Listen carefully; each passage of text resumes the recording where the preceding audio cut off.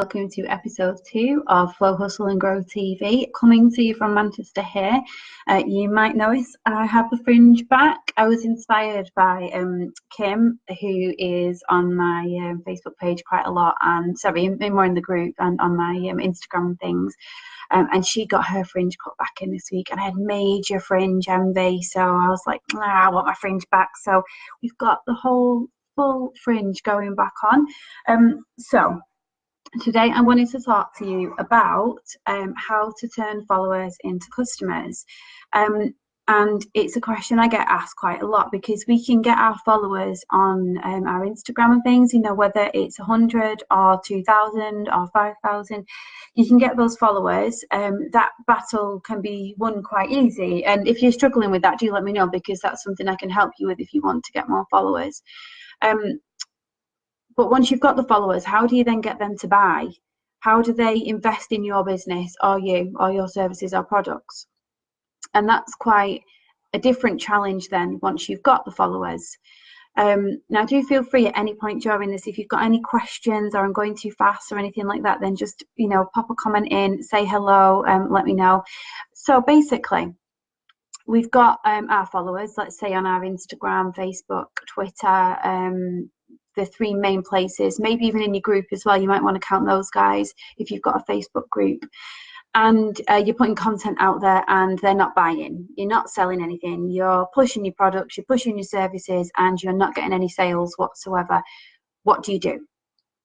So what I commonly see people doing at that point is getting, for want of a better word, a little wee bit desperate, and then they start kind of putting the posts on like, you can, buy it here, buy it now, it's this much, buy it, this is how good it is. And they kind of go on and on and on and on, asking for the sale over and over and over and over again.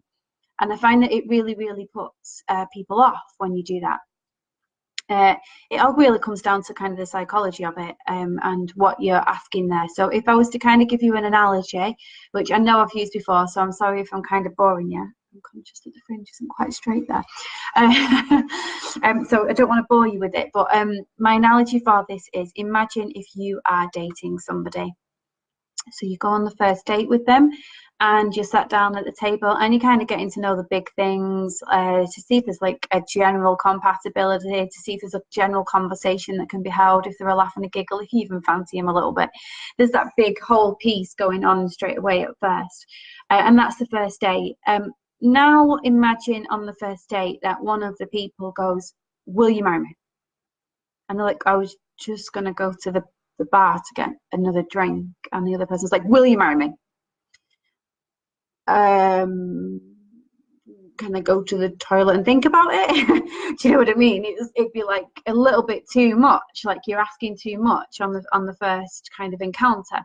And this is what happens when you're going in for the sale. You're basically asking for that marriage on date number 1, and 99% of the population would probably run a mile if somebody asked them to marry them on the first date. There'd certainly be some alarm bells ringing. You'd run. Let's go about it like, let's say it was a really good dating path. So they dated on the first date and everything was lovely. They had 10 dates or something like that. Then, he asked her to be his girlfriend, and they spend 2 lovely years together. He then proposes and they have a year engagement. So then they're married after 3 years. A year later they have a kid, blah, blah, blah, blah, blah, blah. Your stereotypical timeline with a relationship. Now translate that over to your business. What's happened over those like 3-4 years to a marriage and kids and stuff? If you translate that to your business, number 1, you don't have to worry about it and think that it's going to take kind of 3 or 4 years in your business. It's not going to. But what you need to do is replicate what has gone on in that scenario. So what has been going on? Well, they've been building up a relationship. They've been building trust. And this takes me back to a quote that I saw very, very early on and that I loved, and it just summarized marketing in such a succinct way in terms of turning your followers into customers. So it was content builds relationships, relationships build trust, trust builds revenue. So let's have a look at those 3 components. The content builds the relationships. So we need to build relationships with our followers. So how do we do that? Well, the main way is through our branding and through our content. I would like to go into branding very soon, actually. I'm going to ask a lady I know called Megan Coval to come on. Fingers crossed she can come on, because she is literally like the branding queen, particularly if you want to define and hone in on your personal brand. So I'd really like to do a really good episode with her. So yeah, let's look at content then. So your content that goes out there, what do we mean by content? So we mean your blog posts, your social media posts, even copy on your website pages. If you don't know what I mean by copy, I just mean like the words on your website page. Don't get too bogged down with the terms like landing page and everything. Everything on there is copy. So all of that is your content, and that's what you need to get refined to build a relationship with anybody who's reading it. So how do we build that relationship? Well, we do a few things. Obviously, we need to let them know we're a business and things like that, but we make sure that our sense of branding is very strong. So what message are you putting out into the world? How do you want to help people? How do you want to be represented? How do you want your business to be seen in the world? All of these things. So we make sure that our branding is nice and strong. That's not just colours and fonts and things like that. It's our complete business message, our purpose as a business in this world. We make sure that that message is getting out there. So that's the number one thing.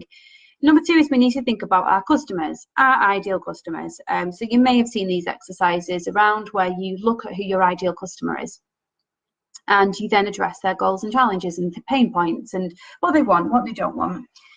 So that is another way of doing it. So basically, if you think about your ideal customer and then think about what's bugging them, what's challenging them, etc., and you talk in and around that, maybe give them a solution, maybe give them some hope, maybe empower them. Excuse me. Then that's going to help them in some way. They're going to start to trust you. They're going to start to build a relationship with you. The other thing that's nice to do is to let them know a little bit about you. Now that's pretty easy done. You can give them little snippets, maybe behind the scenes, maybe a show your sense of humour, if you're sarcastic, what you love, you know, talk about that, do polls. Like, you can show yourself quite easily without giving away too much. You don't have to give every single part of you away.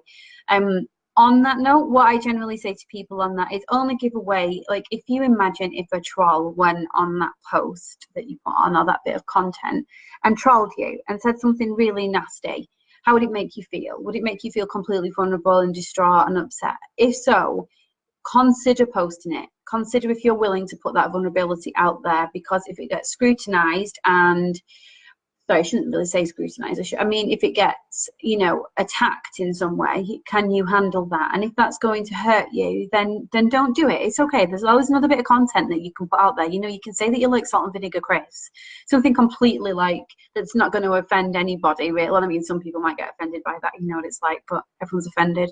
But something that, you know, is pretty simple, so you don't have to be worried about that backlash from trolls or anything like that. So in doing those three things, your branding, in thinking about your ideal client, and in thinking about putting a bit of yourself out there, all of that will build a relationship with your followers. So rather than posting and asking directly for a sale, post about those things instead and talk about those things, and try and get those things into your content. In terms of then that relationship being nurtured and building trust, really that's an ongoing process of all that content going out there. So you keep that going, but you can help it with, for example, giving them freebies that might help them, and giving them value in, like, maybe lives, maybe having a Facebook group that you give them lots of value in.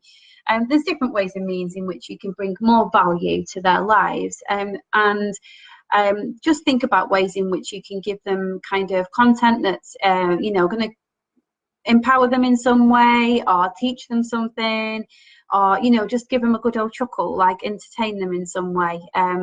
It comes back from, there was an interesting one that Amy Porterfield did, where she said about all content should either empower, entertain, or educate. And I wholeheartedly agree with that. I think that really sums up the content that you should be putting out there. And that's quite an interesting way of looking at it. So you keep doing these things, you keep giving them value, and eventually the trust will build. And then at that point, people are either ready to make the sale themselves, or you can ask and prompt for the sale at that stage, whether it's email marketing, etc. what you've gone through there as well in many other ways is really what you might call, some people call it like a sales funnel. You're turning traffic from cold to hot. I personally don't like to call it a funnel because I think that that's kind of just bashed around so much, so I call it a flow, because things kind of flow around. I don't find that anything's particularly static. People don't just automatically go through this like 10-day funnel and things like that. I think that it's a bit more of a flow. People might, you know, kind of go from one stage to the other, and then they kind of really love an Instagram for a bit, and then they might, you know, flow over to your Facebook and love that for a little bit, and then, you know, over to your website, your blog, that might be the thing they follow. They want the emails. Who knows? Do you know what I mean? It can be in any order. So we just put our content out there across all of them, be consistent, and that will then turn those people into, you know, very loyal brand supporters. So that's really the main way, believe it or not, of turning people in. There's a few other considerations. So, I mean, every different industry has got its own stats in what sales that they will get. So, for example, like, I don't know, like, let's just take in one industry, and let's say that out of every 1,000 followers, they typically get one sale, just as an easy figure. And then people will say to me, you know, Instagram just doesn't work for me. It's not working. And I'm like, okay, so like, let's have a quick look at what you're doing. Right, you've got 150 followers, and you've not posted in 3 weeks. Like, if there was any chance of that one person being in the 150, they don't even know that you exist on Instagram right now. This is why your Instagram strategy is not working. So what I would say is, before you get downhearted about your content not doing much, have a look at like the things like the number of followers you're getting, or the traffic and things like that. So you might, you know, when we look at things in business, everything's trial and error. Nothing in business is the same for one business to the next, to the next, to the next, because what we do is all different. Our audience are all different.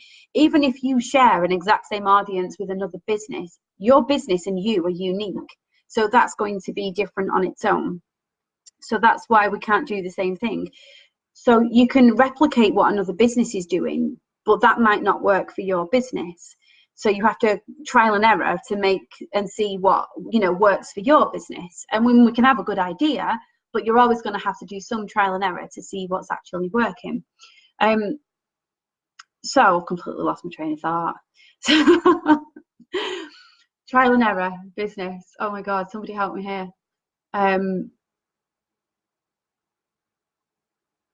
Instagram. So yes, so basically I usually say to people, you're going to need more followers. Before that's it, that's what I'm saying. Before you start altering parameters, so things are trial and error. So how do we work out what's working and what's not working? So somebody might say, well, my content's rubbish on Instagram, I'm not getting, you know, any sales. And I look and they've got 100 followers, and it's like, well, typically you're going to need like 500 plus, maybe even 1,000 plus to get, you know, a couple of sales in. So it's not that the content's not working, your content's fine. What you need to work on is growing your account. So what I'm trying to say is pick and choose what kind of metrics and things that you trial and error and change, because the problem might not be the content. The problem might be something different, like you've just not got a big enough following, or, you know, you've just not got enough of the right supporters. Now, you know, you could have 5,000 supporters on that account, but if you've just bought that account and they're not all, you know, they weren't following you for you, or you've bought the followers in some way, then that's why they're not buying. Do you know what I mean? So there's different means and reasons and things like that. You know, you might need to work on your followers, on your hashtags. It could be any number of things. But what I'm trying to say is, consider your content. Be real, be you, be true to your brand, be consistent with it, give value, entertain, empower, and educate.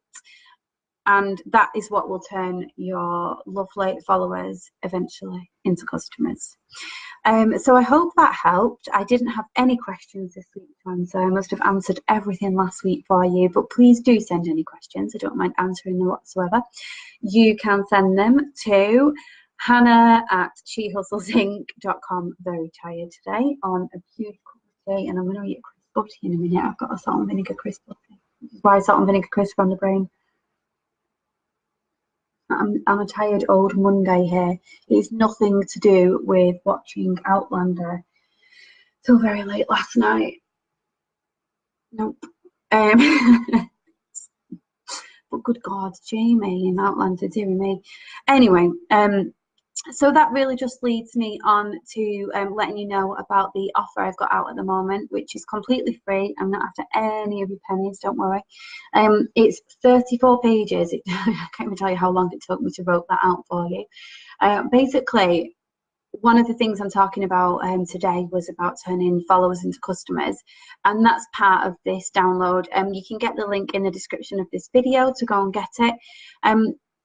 What I find is that people really focus on areas of their business. So, for example, you'll be thinking maybe after this video, okay, so I need to go and grow my Instagram followers. The problem, I've been doing that with my content, need to go and grow Instagram followers. How do I do that? You then go and read, I don't know, spend half a day reading blog posts and things like that, trying to work out on Google how to do that. Then you start to do that, it's not working, you Google again, it's still not working, you're not quite sure what to do, you're wondering if it's you, you're losing your confidence, and that's just one thing, that's just growing your Instagram. Now times that by all the different things that you have to do in your business, it's just too much. So as a business coach, I know that there's certain strategies, if you put those in place from the outset in the business. Now, don't get me wrong, a business that's 2-3 years old could put these strategies in place. If things aren't working, if you go and then put these strategies in place, then it will start to streamline things and put things on an even keel for you. So there's certain strategies I know that all businesses should have, and if they've got them in place, then the business has got so much more of a base to thrive off. So I wanted to give people those, so at least they've got the base. I can then help you then with the tweaks and the things for your business more individually. But if you've got the base, then you've got more of a chance. So I've created a freebie for you to do that, which you can get via the link. And it's got the 6 different strategies in there. So I hope that that's of use to you. Like I said, if you've got any questions, do feel free to just email me, DM me, get in touch. But for now, until my next meeting in 40 minutes, I am going to go and enjoy my crisp butty. So I shall see you again next Monday. Bye-bye.